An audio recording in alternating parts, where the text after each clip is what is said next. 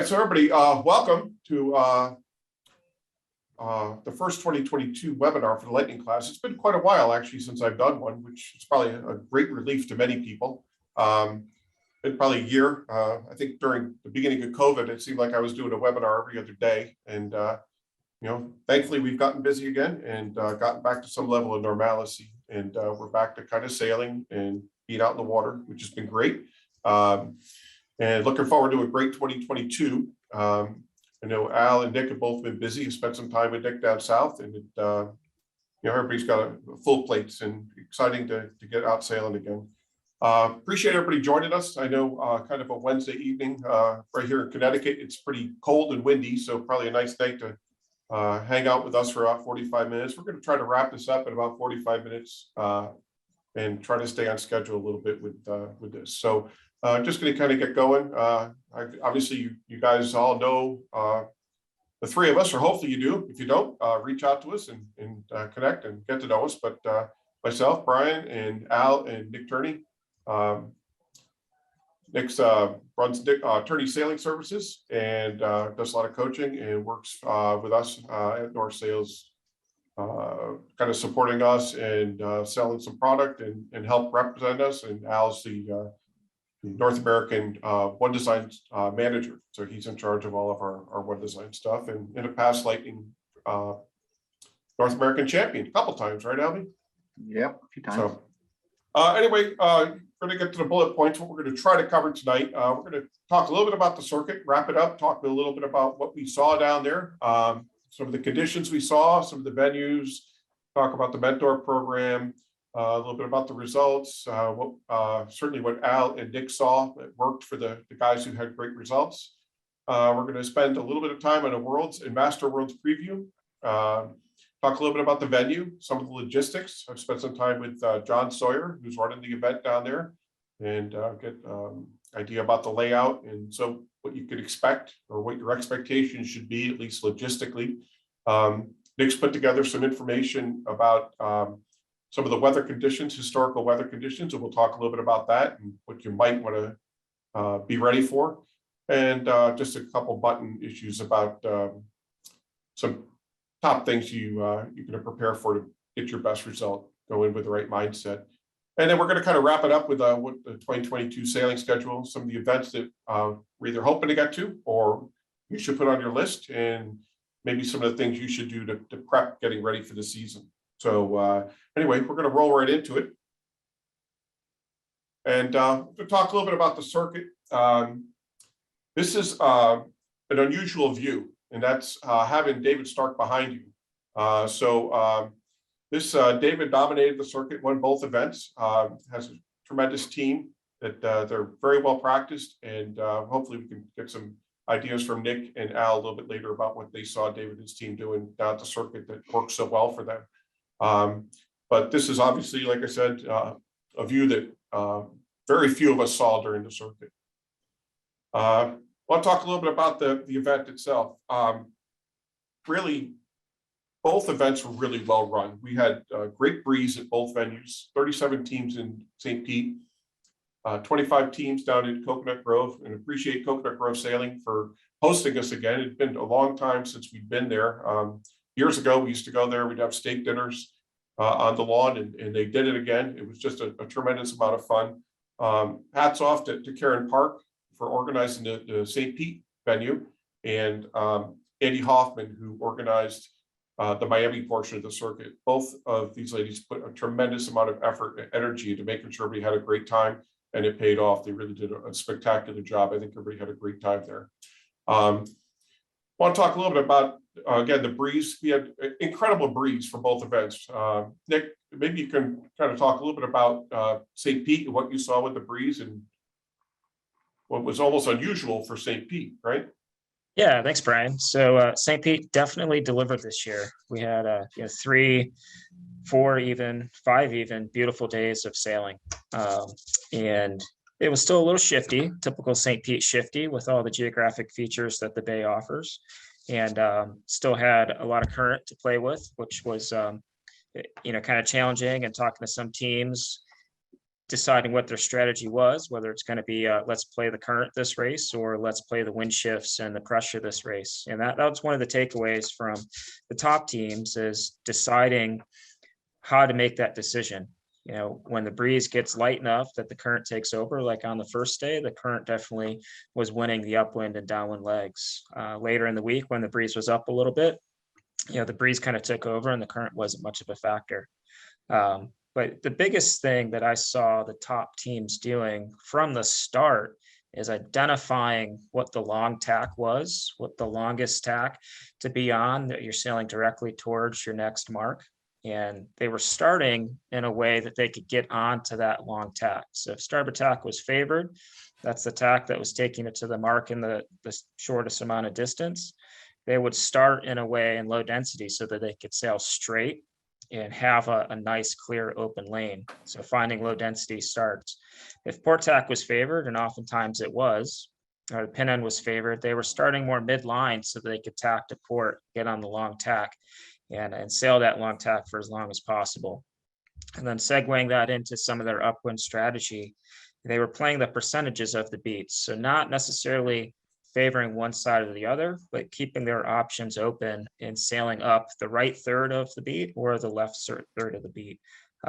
You know, it was pretty shifty this year in St. Pete, still great breeze, but still shifty conditions.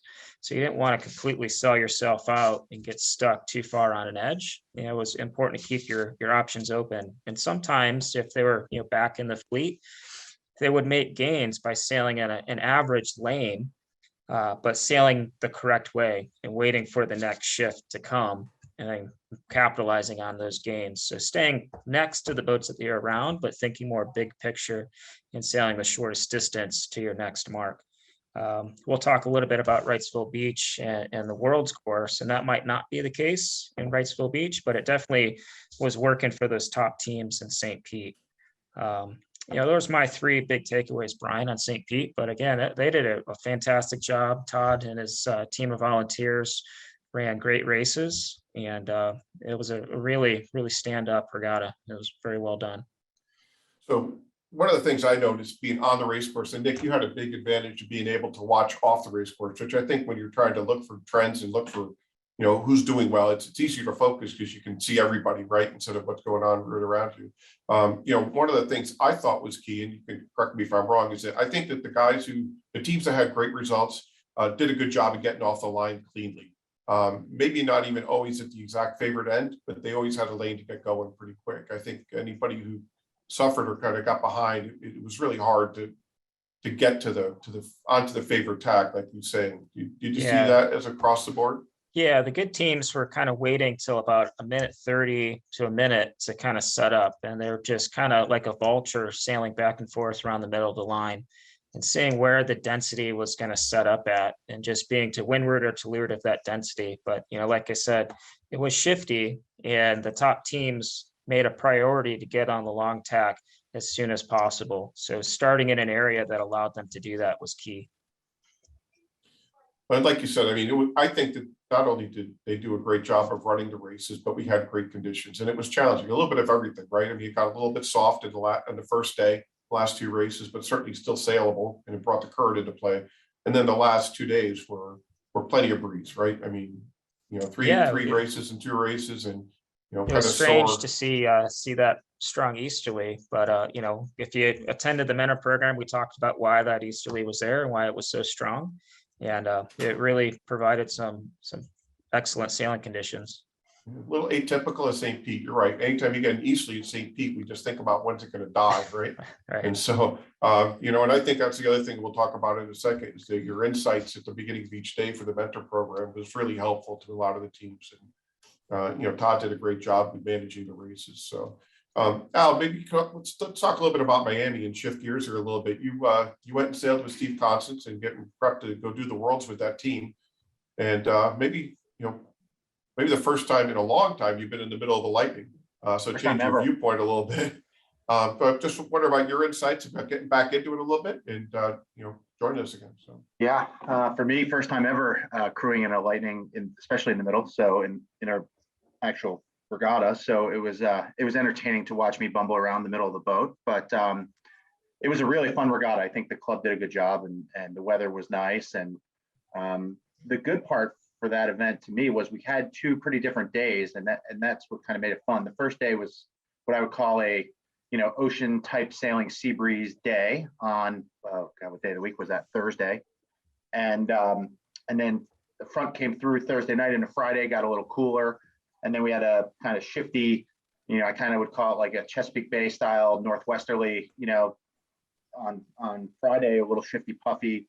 We had two very different days, and sailing was really fun in my opinion. I think everybody got a little bit of everything, and it wasn't so windy that it was not manageable, but it was windy enough that you had to hike and sail the boat hard. And I think it was kind of a good test for a lot of people. So takeaways a little bit, I think kind of going along with Nick said on Thursday, it was, while it was a sea breeze condition, I think maybe it might apply something like this to Wrightsville. There was definitely a strong current earlier in the morning. And it kind of broke the typical Miami rule in that, the boats that started and went right and got up current earlier in the day basically did well in the first few, race and a half, two races.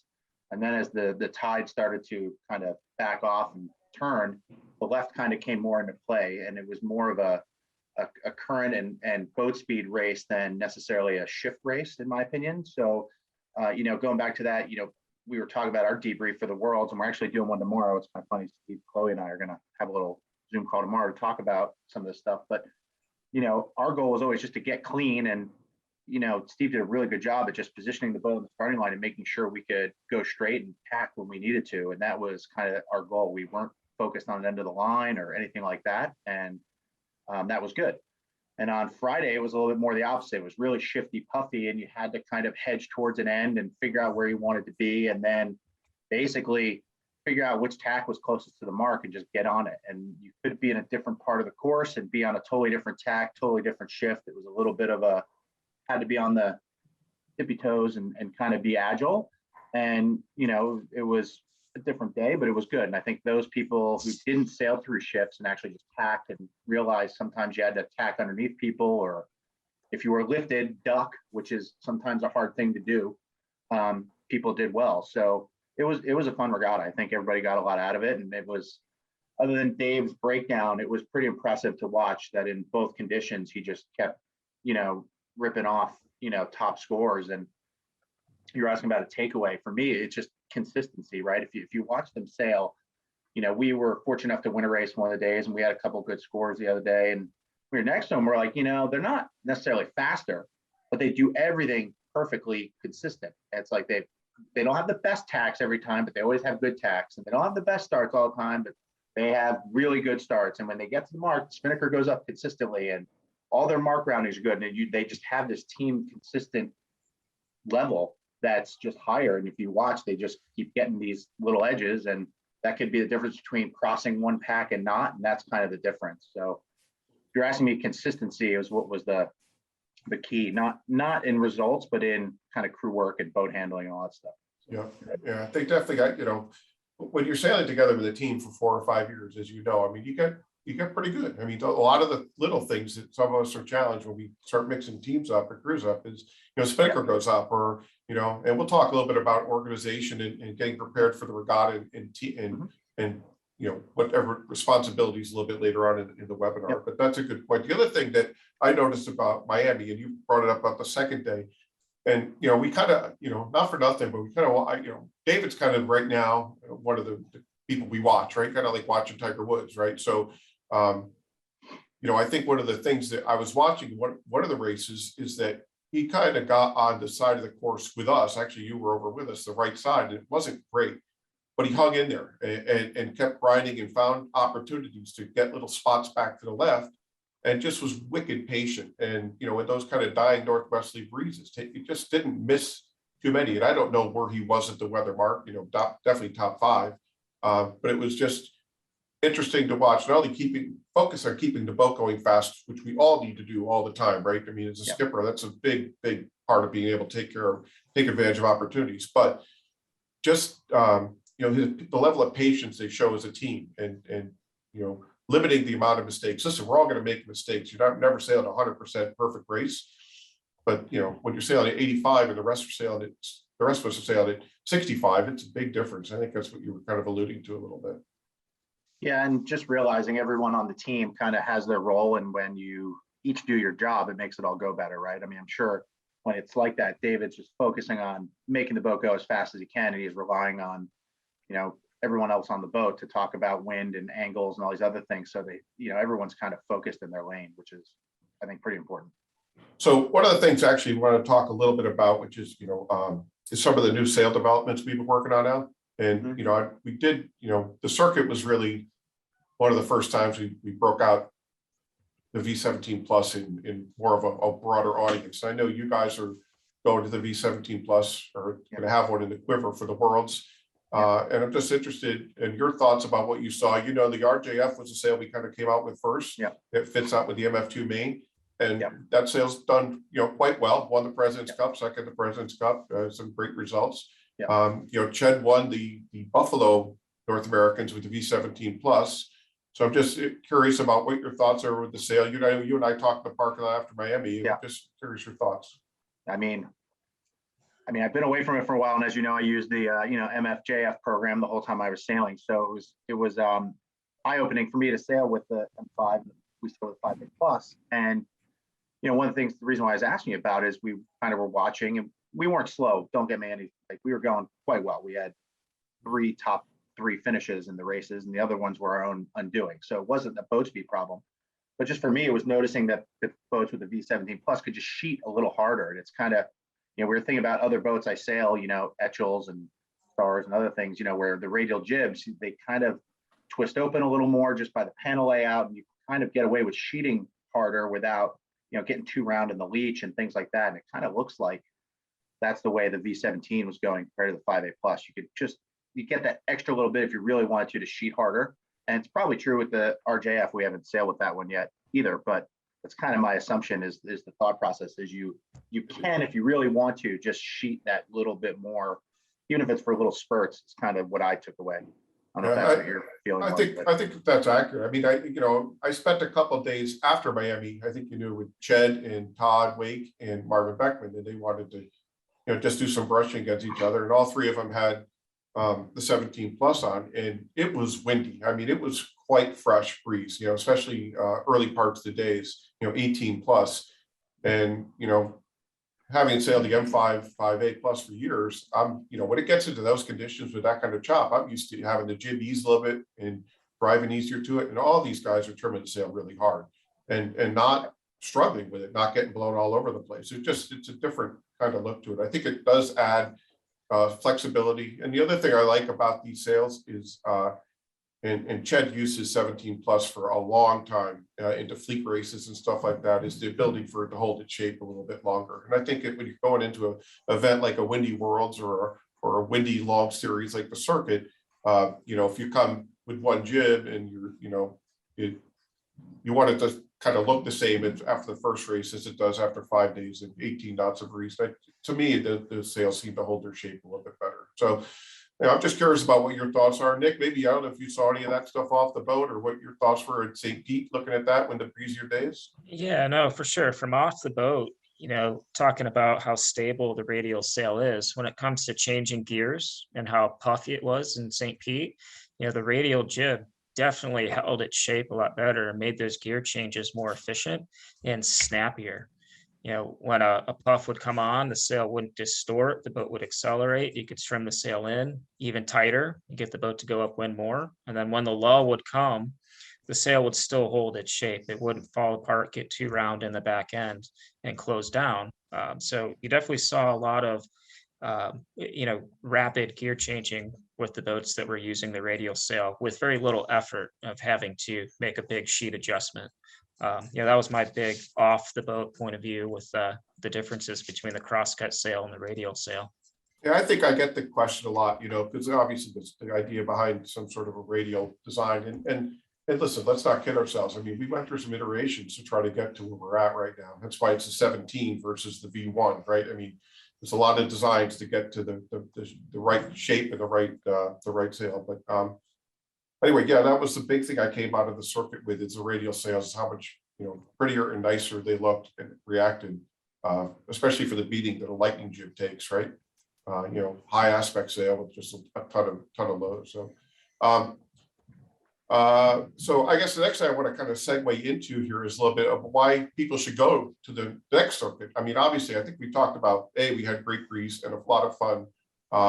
But I think the other thing about the circuit, when it gets to be February and March and you're just all snow laden in and just it's been cold, getting down and spending time with friends and interacting and talking about sailing and just enjoying each other's company is a big part of why I love going to the circuit every year. I mean, there's always obviously the rum party at the club at St. Pete, and like at Coconut Grove this year, they did an amazing job with the steak dinner. It's like almost like going back to the 90s. But just having the interaction, the fun, and the opportunity to learn, right? So, Nick, this mentor program, and for anybody who's at the circuit knows what an incredible job Nick did at this mentor program. It's almost a crime that people have paid so little money to get amount of value out of Nick and what he provides to people going to this event. And so Nick was there every morning giving these incredible weather updates, and there, I'm usually one of the last ones to leave, and Nick is still in there interacting with one-on-one with people, explaining what he saw on their boat and how they can get better. So Nick, maybe you want to talk a little bit about what your reflection was of this year's mentor program and what you got out of it. Yeah, so I obviously a passion of mine is coaching and helping people get better. And, as I'm helping and coaching, I'm getting better myself. I always learn every time I'm out on the water, observing and talking to people, and you get that aha moment frequently. And this year was no different. It was a really good group of participants in the mentor program. And, for those out there that didn't participate or were unable to participate this year, hopefully we'll see you next year. But how the mentor program works is, I'll get up at about 5 a.m. and start looking at weather forecasts for the day, and figure out what the trend for the day is going to be, hour by hour, what the wind velocity, what the direction is going to be, and give a nice presentation in the morning to the group. And along with that weather forecast, we give a couple tips and tricks for the day for sailing in those conditions. And we have a good group of volunteer coaches as well. And, they're usually present in the mornings, paying attention to the weather briefing, and we'll pick their brain a little bit about how they're going to approach the day and get some tips from them about sailing in those conditions.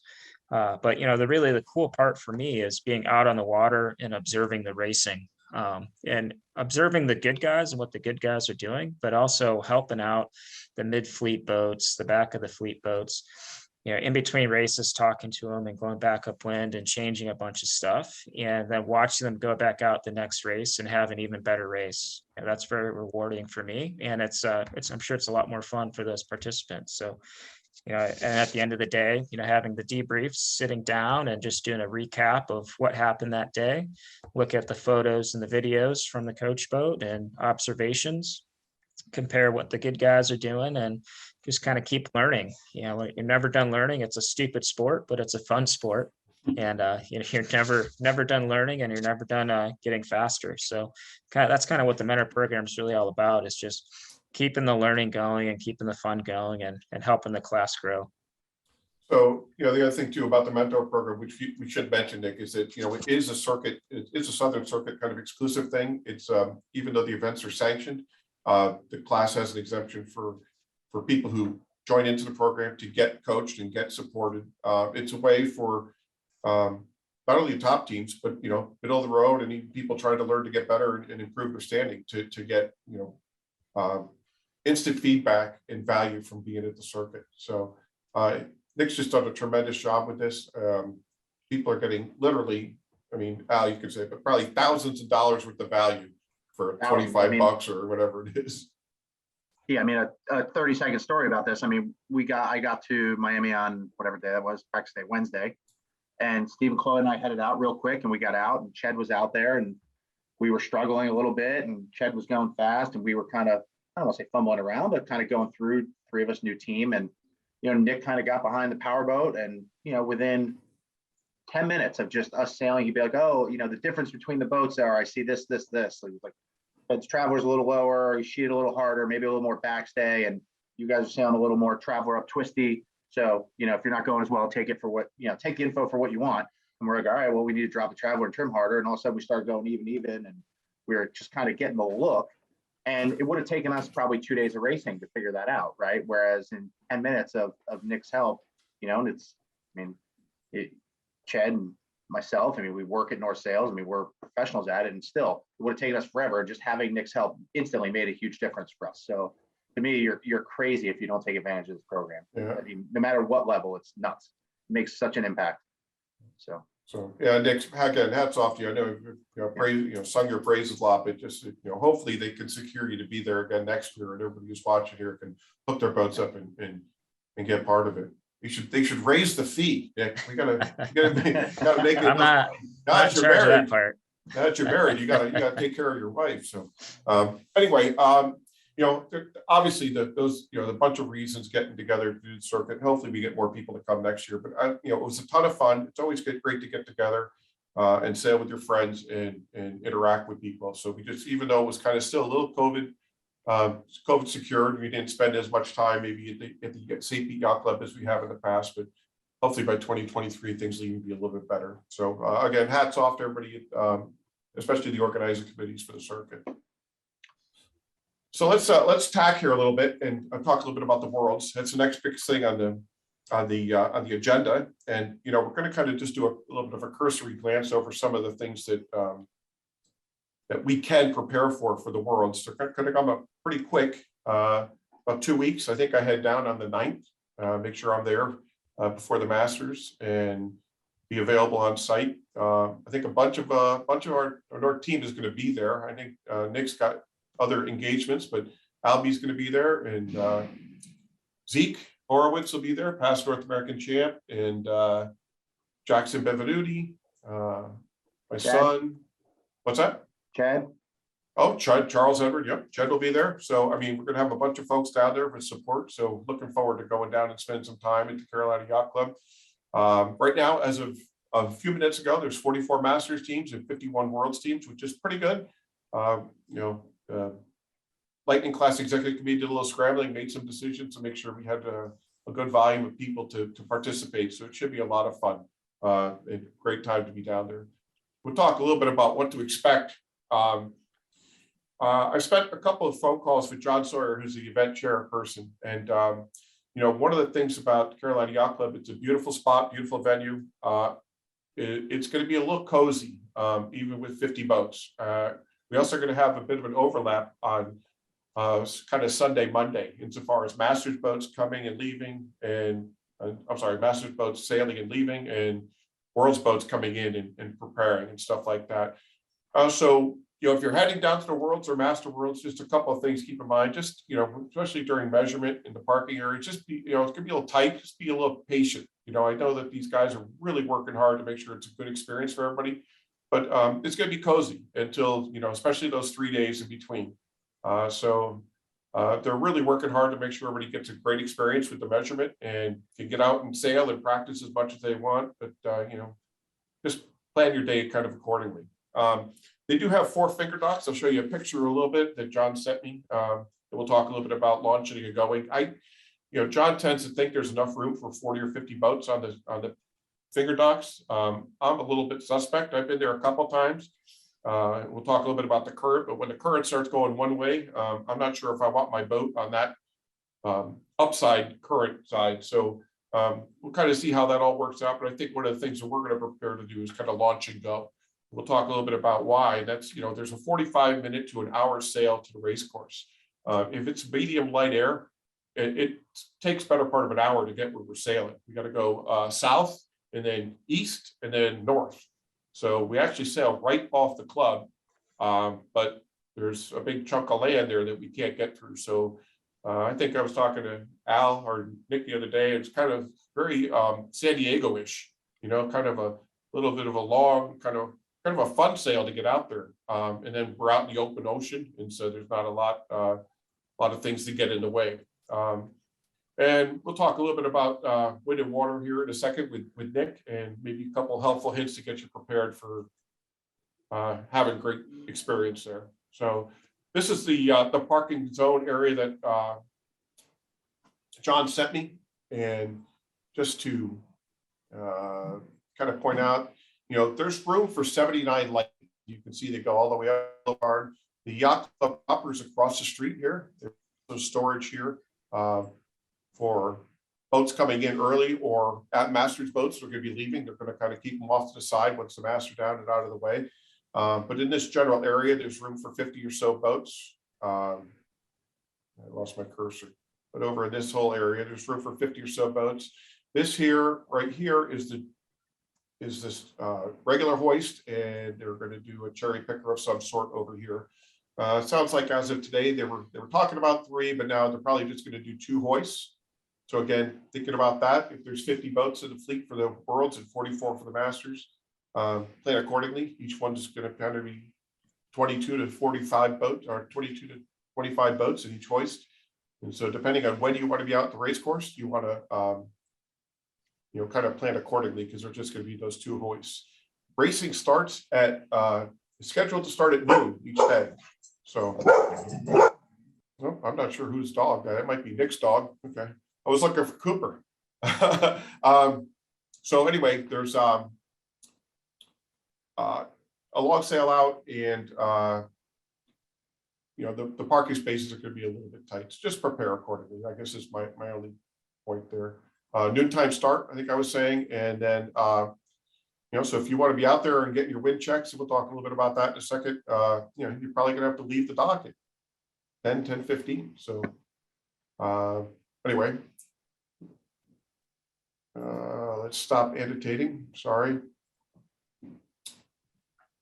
So it kind of brings us, that's the beginning logistics part. Again, just being patient at the, and when you're coming in, be prepared to just relax and enjoy the beginning part of it, get the boat measured. Kind of base your launch times on when you really want to be out in the water, factor in a little extra time, or in case someone's in front of you at the hoist line, and be ready to kind of splash and go.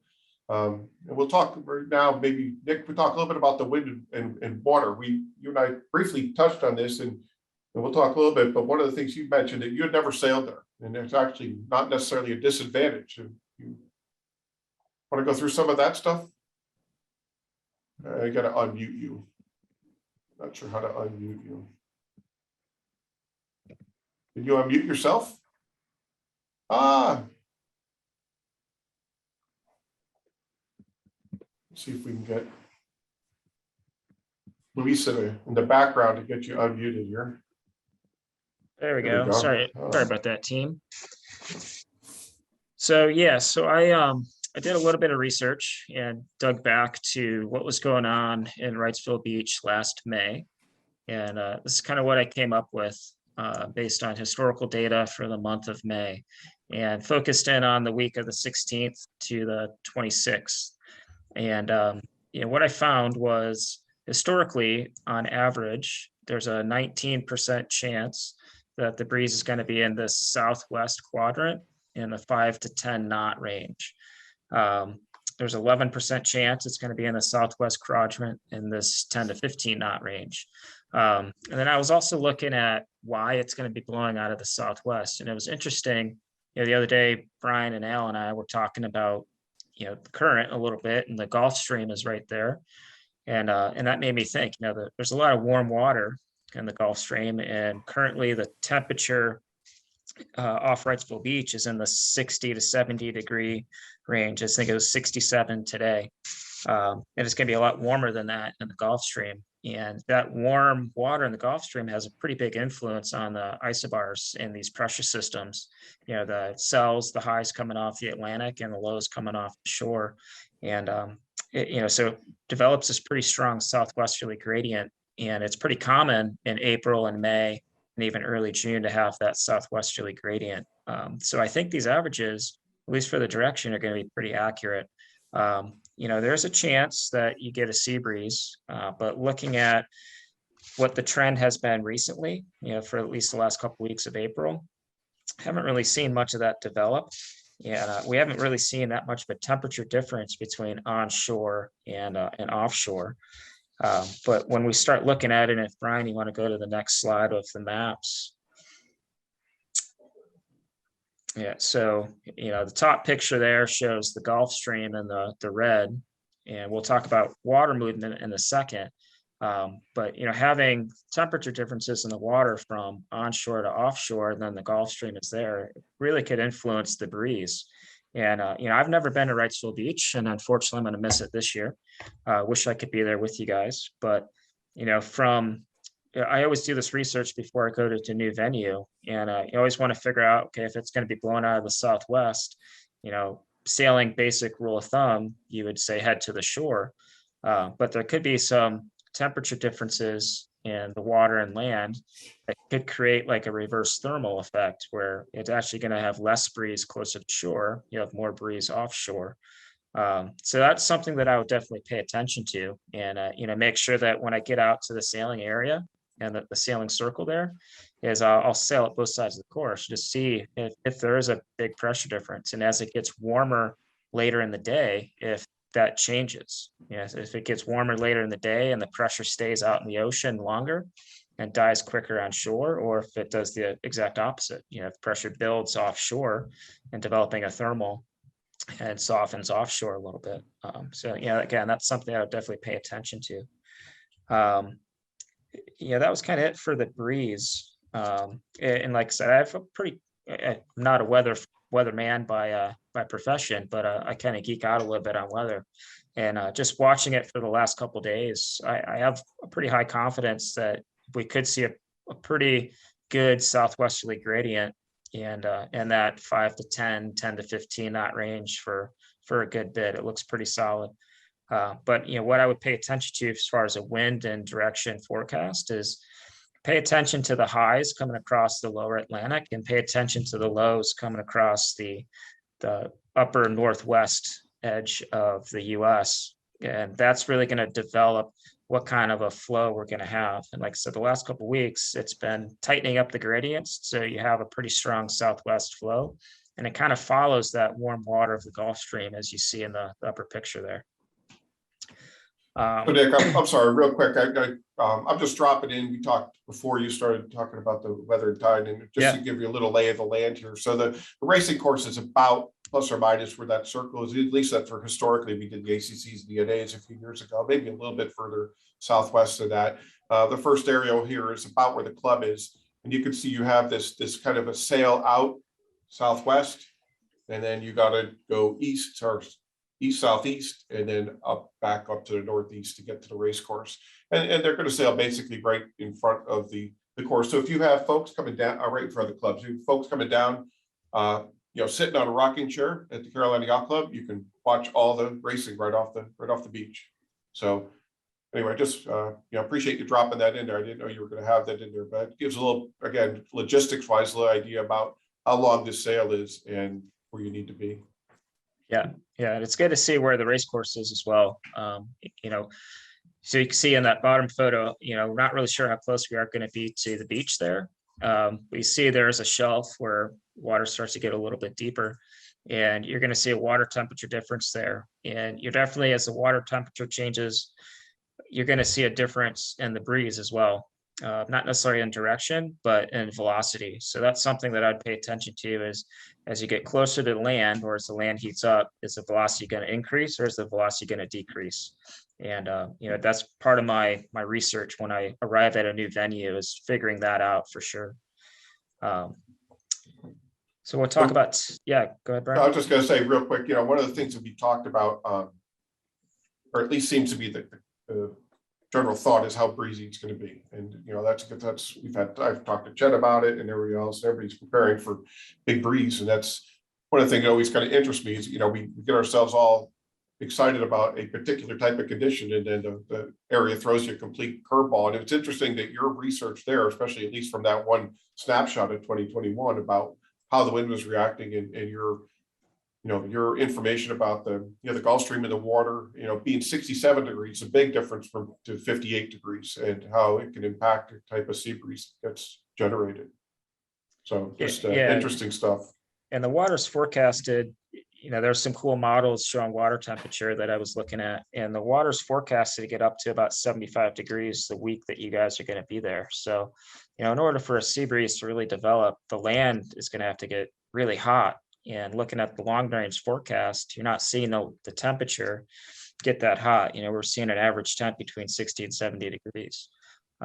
So, I think the average of 5 to 10, maybe 10 to 15 later in the day is probably pretty accurate. I really don't see anything long range of it being super windy above 15 knots for sure. Copy. All right. Al, any input on any of that stuff? Have you looked at any of this stuff or all? I mean, I briefly started looking. I mean, I think all this is, taking it in just like everybody else. I've never been there either. So it'll be good to learn and get there and pick the locals' brains as best you can, for sure. Talk a little bit about the tide cycles there, Nick. I know that there's a lot of water moving in and out of there. Yeah, so I was reading a bunch of articles about fishing in the area. All the fishermen know their tides really well, and everything I read was how aggressive the tide is coming through the little canal there that you guys got to go in and out of every day. It's not a very big opening, and it creates a big funnel, big cone for a lot of water to come in and out of. So that could be pretty gnarly at times. So it's just something to pay attention to as you guys are sailing in and out every day.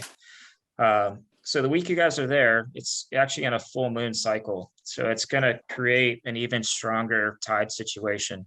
And look at some of these numbers on this tide chart, and you're looking, 5 feet. 3 to 5 feet, 4 to 5 feet of water movement, and that's going to be pretty aggressive. Definitely sailing in and out of the harbor and where you guys are launching from. That's going to be a little tricky. But getting out to the race course, me not ever being there, I can't tell you what the water movement or strength is going to be, but it's going to be moving. And, just pay attention to how that's going to affect your race course, looking at the starting line, looking at your mark rounding situations. We did see that shelf on the chart. So it depends on where they put the race course, but paying attention to where that shelf is, you could see a tide difference from the left side of the race course to the right side of the race course. But I would definitely do your research when you get there and go out to the course early. Find something, use the race committee boat, pin end boat, anything to kind of get a good judge of what the tide is doing and where the water's moving. Would think looking at the Gulf Stream map that you'd see water moving from the southwest up to the northeast in that general direction.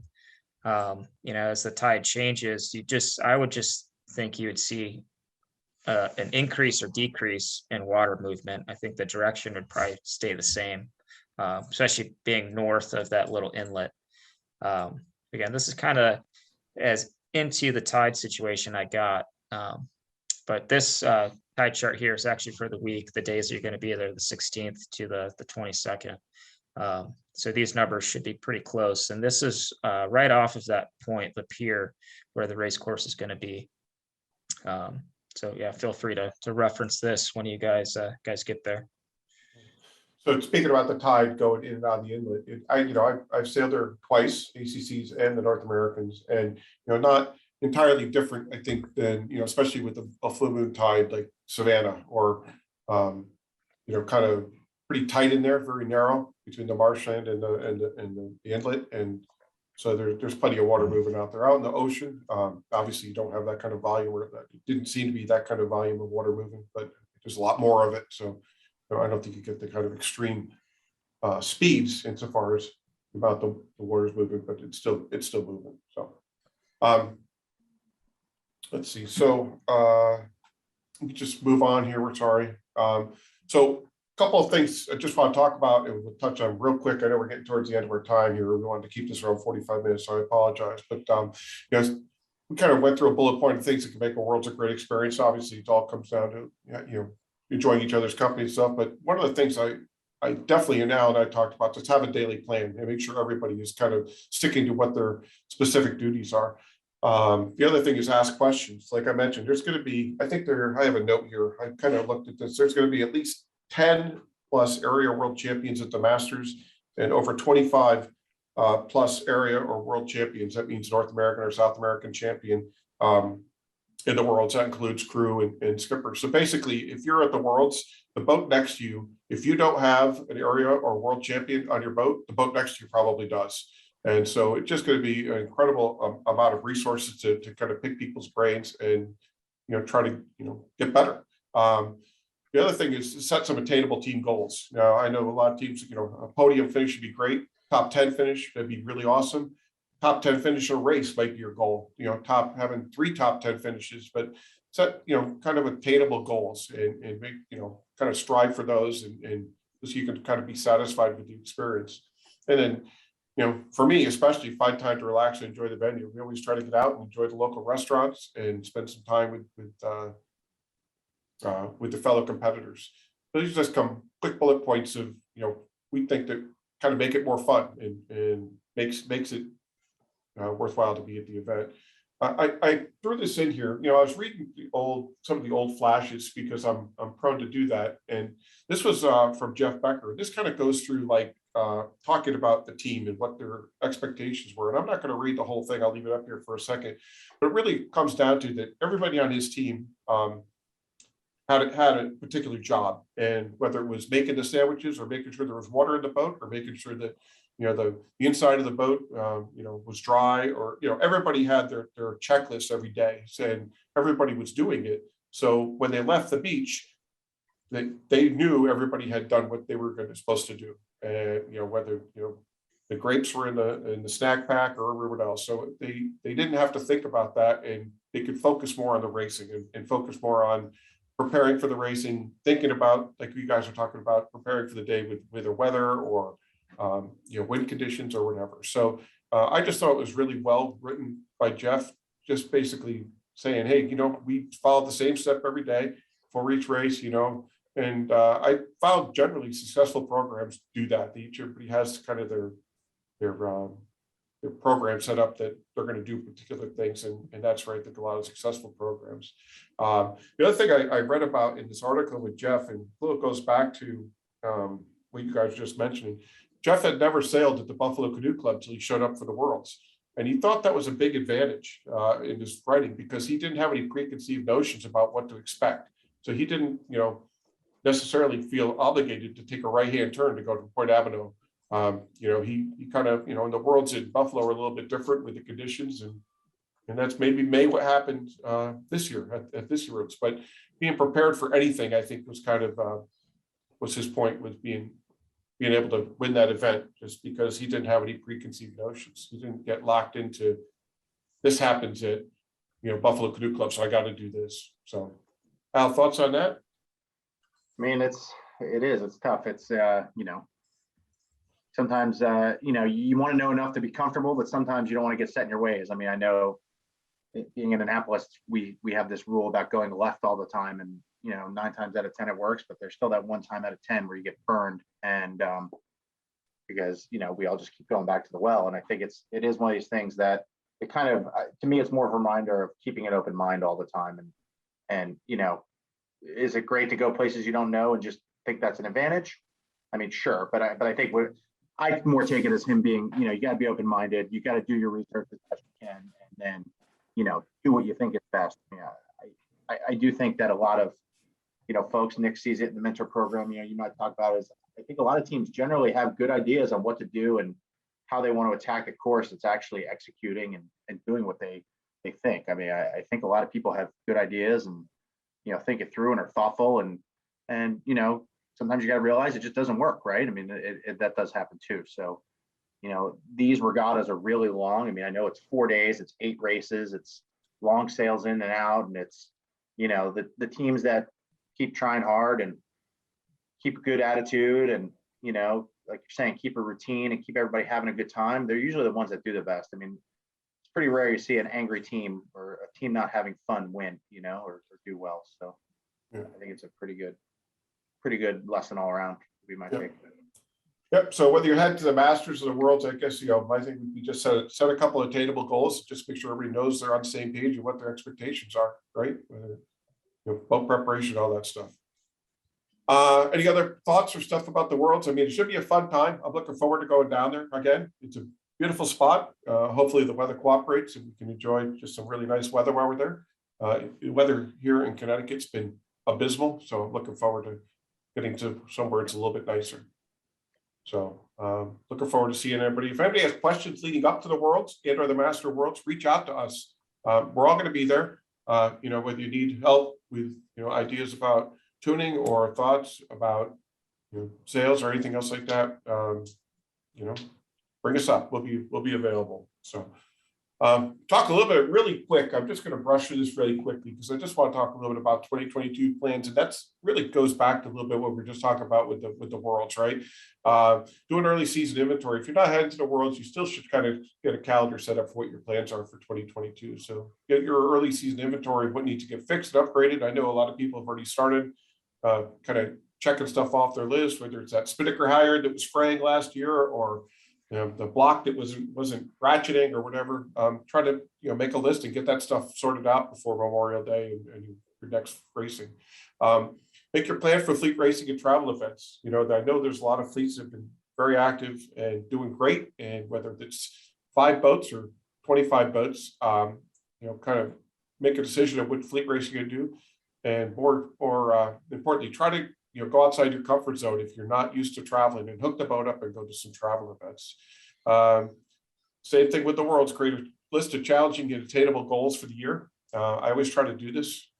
Sometimes they're not attainable, but I like to dream high. And then, my thing has always been trying to get better at 3 things every time you go sailing, right? Whether I turn around the weather mark better, or whether I do a better start, or I get a little better at this. Try to get better at 3 things so they become just part of your paradigm. Just always do them. Mention this again: travel and sail against better teams. It's really the way to improve your sailing and improve your racing, is get the opportunity to get go and sail against better teams, and specifically ask questions and ask for help. And whether it's events like the Worlds or the North Americans or WJMs or any local event, I think the people who tend to get better quicker are the ones that are constantly asking for help, asking for questions. Why do you do this? How do you get better? Nick, thoughts on that? For sure, that's very true, Brian, and it goes back to what the mentor program is all about too. Is those people that are a part of the mentor program are not afraid to ask questions, and that's why they're there. That's so cool. Planning ahead for your 2022.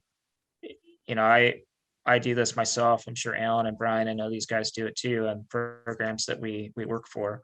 But it goes a long way to just sit down with your team to kind of plan things out, to come up with some goals that you want to work towards, and finding some small events that you can go out and just focus on those goals, so that when the big event comes, whether it be Worlds or North Americans in September, that you're in better shape to achieve those goals.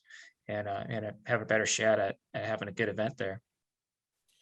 Well, the other thing too, I mentioned hooking up and travel. If you actually hook up and travel, you might see President Bill Bogardus at an event. There's the president right there at the recent Long John Regatta, actually hooking up and going sailing. So I know Bill's he was out of Miami, and so looking, get to see your executive committee out there on the race course. So. I think, Brian, the thing to remember too is the fun is just getting out on the water, right? It doesn't have to be an event. It doesn't have to be a, organized thing. It could just be you and a couple buddies and another buddy with another boat, and you grab a couple beers and you go to the boat park and do some boat work and go sail in the harbor for an hour. Like, I think that's the one thing sometimes we all get a little, off the path a little bit, is, everything we do doesn't have to be organized and structured and scheduled. And sometimes some of the most fun times we've had sailing our boats have been hey guys, it's blowing 20, let's grab the boats and our old sails and just go rip around, and sometimes we all lose sight of that. You can learn things from it and do things, but we all need to just spend as much time having fun with it as we can, Well, I'm too old to go having fun when it's blowing 20. I get too sore. All right. When it's blowing 6 for Brian. Yeah, well, that's what the beer and the wine doesn't spill. It's just, I know, spending time just interacting and yeah. So real quick, I just, one of these things that I sit down and think about all the venues I've been able to sail at and been fortunate enough to sail at with lightning events. I just kind of put 10 plus, got to go to at least once regattas or venues. And Alan, Nick were kind of looking over this, and I think they might have a little bit of a different list. But the Spring Classic, obviously, going to Pine tuning at least once to see how much, see how much liver damage you can do. And just kind of enjoy that whole hospitality. The No Gas is a very traditional regatta in Annapolis, and just being in Annapolis and kind of the naval capital of the world or the United States, it's a great place to visit. The ACCs are in Metitaconk. There's also the Jim Carson Memorial Regatta, which is on, correct me if I'm wrong, I want to say May 28th, that's Saturday, Memorial Day. But there's a one-day. I think it's the actual Monday of Memorial Day. Is it Monday? I should have put that down, but they're going to do a terrific Jim. Boy, we'd love to have you guys at the WJMs here in Connecticut. If anybody has any questions about that, to help putting together, excuse me, a women's team or junior team. Not much I can do about a master's team. You got to hit the age criteria, but we'd love to have as many boats as we can to come and join us at Cedar Point. I know Eric Heller and Bill McGardis are working hard to put on a great event, so we'd love to have you guys here. I put the Canadian Open here because if you haven't sailed at the Buffalo Canoe Club at least once, you have to go do it. It is the mecca of lightning sailing, and it's just a great spot. It is a beautiful spot to sail, and just great hospitality there. The Brats in Sheboygan, also Sheboygan is one of my favorite places to sail, but that's also another traditional lightning thing. We're going to have the NAs in Sayville, Long Island. We have not had an NAs in Long Island ever, I don't think, but the South Shore of Long Island is an amazing spot to sail, September 14th to the 18th. The Hoosier Regatta, I don't know if Brad's on, but I've been promising him for 25 years that I would get out to the Hoosier Regatta, so it's on my calendar this year. Just if nothing else, to see Jeff's raffle prowess and see how that goes over. So that's not only supposedly a great time, but just a very entertaining event to go to.